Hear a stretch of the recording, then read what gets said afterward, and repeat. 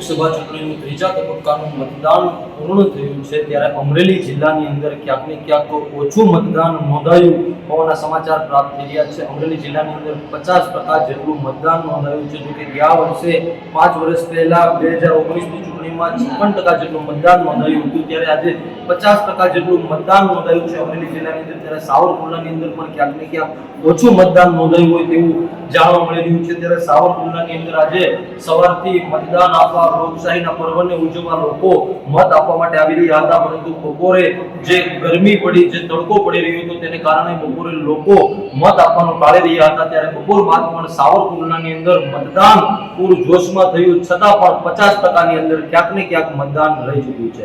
Armaan Dhanani, આપતક media, Savarkundla.